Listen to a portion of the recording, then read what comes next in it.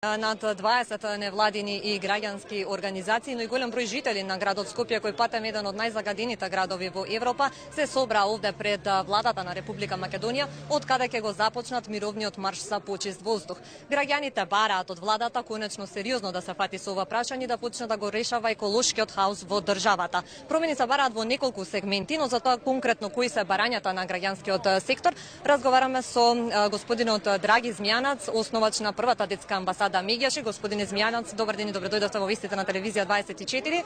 Вие заедно со останатите невладени организации и граѓански иницијативи изготвивте неколку краткорочни и среднорочни мерки за решавање на овој проблем. Кои се еве мерките што ги предлагате и дали се веќе доставени до надлежните институции? Мерките се доставени е една од најглавните мерки, значи од оваа коалиција и прва детска амбасада Светот Мегјаши со 20 граѓански иницијативи. Мерките се сакаме чист воздух. Значи секој второ дете има астма, бронхитис или проблеми со респираторните органи. Тоа значи дека не смееме да дозволиме да се случи еколошка миграција од Скопје и бегство кон некои други градови, како што забележуваме дека граѓаните навистина мора да преживуваат, посебно кога есен, зима и пролет Скопје е енормно загадено, има едно на аеро загаденост. Слушнавте активистите тука велат сакаме чист воздух. Дојдени се многу средношколци. Денеска имавме мировен марш и во Виница, и во Велес, и во Гостивар, во Дебар и Скопје.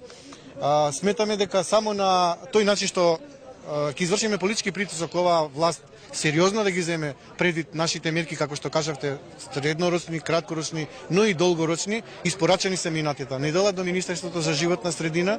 Забележуваме некаков позитивен сигнал од владата и од Министерството за образование и наука ни даде согласност и поддршка да навистина денеска средношколците и основците го посветат меѓународниот ден на мирот на чист воздух и здрава животна средина.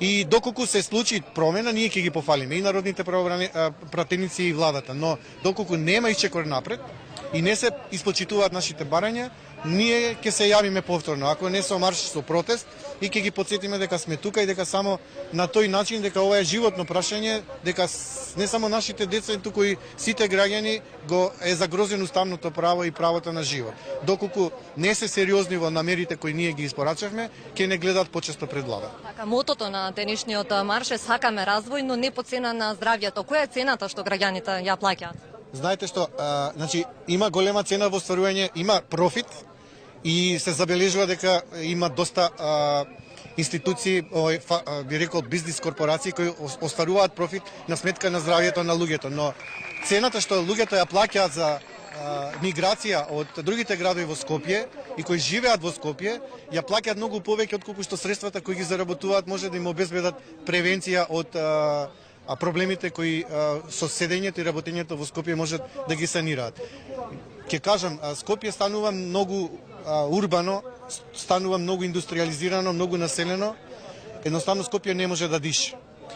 Не може да диша затоа што имаме се помалку тревни површини, се помалку дрва, имаме едноставно енормна загаденост и срамота е во светот Македонија да биде рангирана со 4 најзагадени градови, меѓу кои и Скопје.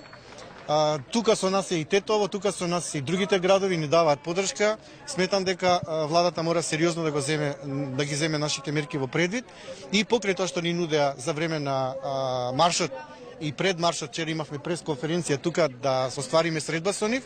Ние им рековме ќе почекаме малку да ги слушнеме барањата на граѓаните, а потоа ќе преговараме со вас доколку го добиеме мандатот и легитимитетот од граѓаните и довербата која очигледно ја добиваме, тогаш можеме да се јавиме на преговарачка маса, но тогаш навистина ќе бараме поголем притисок и ќе вршиме поголем притисок она што ќе го побараме да го испорачат и тоа во одредени временски рокови кои ќе бидат брзо ефикасни, барем на одредено време, за да не извикуваме пароли со висок PM 150, него ќе бараме навистина прагот да се намали на 50.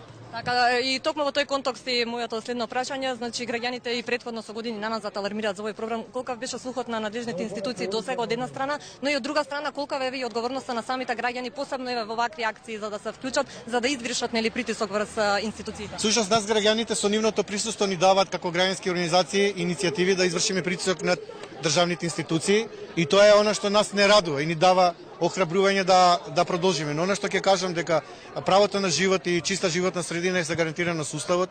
за децата и со Конвенцијата за правата на детето, ние ќе реагираме се додека не се направи позитивна промена. Господине Змјанац, ви благодарам многу за гостувањето. И ја вам во за Вистина. поддршката. Ви благодарам.